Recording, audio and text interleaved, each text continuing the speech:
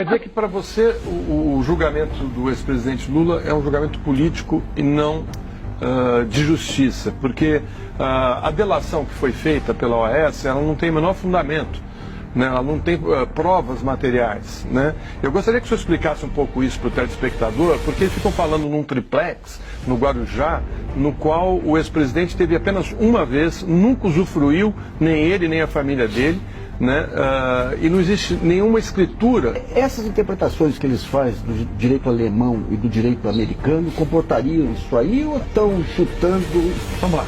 Então, é complicado isso, né? Porque eu vou tentar dimensionar isso numa parte técnica, fazendo aquele exercício, né? Conhecendo o contexto político, como é que você avalia a parte técnica?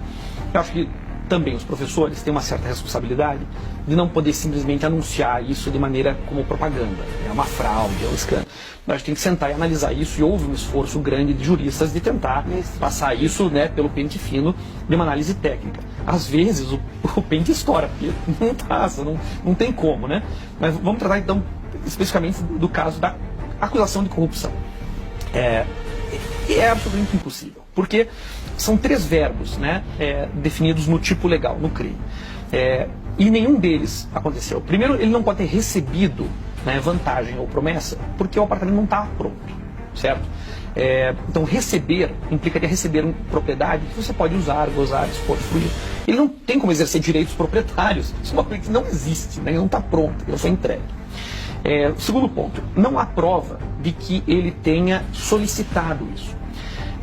A sentença menciona conversas entre o Sr. Paulo Okamoto e João Vacari Neto com o Léo Pinheiro, né, que dizem que eles deixaram claro para ele que o presidente teria interesse, né, mais ou menos como dizer assim para a construtora: olha, por que vocês não fazem a reforma desse triplex? É capaz que agrade aos olhos do presidente.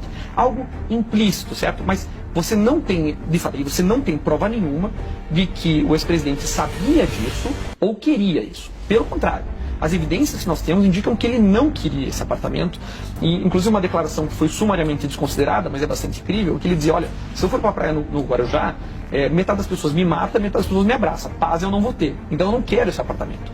Também é estranho, que uma pessoa vá receber um apartamento mobiliado para uso pessoal e, no caso dele, visita uma vez só, mas mesmo no caso da ex-primeira-dama, que toda a decoração tenha sido feita. Imagine, a cozinha, a sala, tudo mobiliado, e ela não fez visita a nenhum dos lugares. Queriam mobiliar, sabe, não parece a atitude de alguém interessado no apartamento, sumariamente desconsiderar as visitas, né? Aí você pode dizer: bom, mas isso não quer dizer nada. Bom, mas também, se isso não quer dizer nada a favor, não pode ser usado contra, né? E foi isso que a sentença fez. Mostrou, disse, olha o nível de suposição, disse que o desinteresse pelo apartamento era parte da estratégia para poder tê-lo. É uma inversão absoluta. Não faz o menor sentido. Ele já não era mais presidente da República. Não entrei nessa parte ainda, porque é a segunda parte da análise técnica. Então, as evidências que você tem indicam no sentido de que ele não recebeu o que é logicamente impossível, né?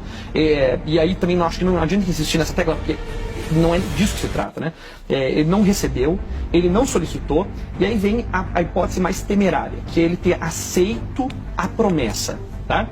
Vamos esgarçar as evidências que nós temos e dizer que sim, seria possível supor, presumir.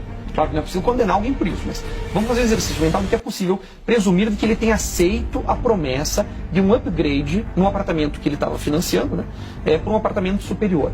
O problema daí é o seguinte: a corrupção exige, a gente chama de quid pro quo, né, uma coisa pela outra. Eu te dou um apartamento, você me dá um contrato na Petrobras.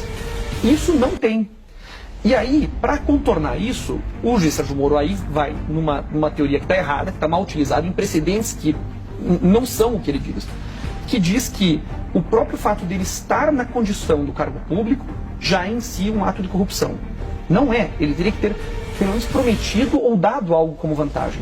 Como ele não achou isso, ele fez essa remissão torta, né, e se referindo especificamente a 2 precedentes estadunidenses, em que ele convenientemente não percebe que o crime que está em jogo não é bribery, é extortion.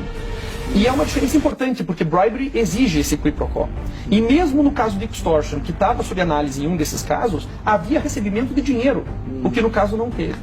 Então, para contornar problemas reais do direito penal brasileiro, foi feito mau uso, o uso equivocado de teorias estrangeiras. E aí nós vamos chegar num outro ponto que tem sido constante, não só nessa sentença, mas em toda a Operação Lava Jato, que é uma falsa erudição das pessoas que estão lá, que ficam citando, né, teorias ou precedentes que elas não sentaram de verdade para estudar.